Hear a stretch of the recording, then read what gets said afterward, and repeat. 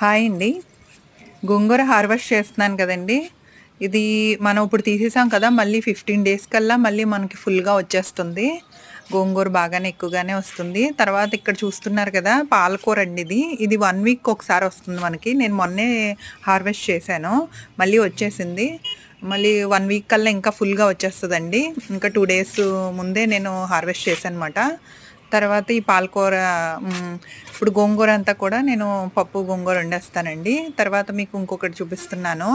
చూడండి వాము మొక్క మీరు ఎప్పుడైనా చూసారా అండి? వాము మొక్క అంటే నేను మొక్కల్లో పక్కన వచ్చేసింది. అది నేను అనుకున్నాను క్యారెట్‌దేమో ఒకవేళ కిందేమన్నా అని క్యారెట్ వస్తుందేమో నేను పైన ఇలా వచ్చాయి అనుకున్నాను గానీ, ఇది బాగా ఎండిపోయింది. ఎండిపోయింది కదా! అని మొక్కని తీసేసానమాట. సైడ్‌నొచ్చింది గులాబీ మొక్కలో.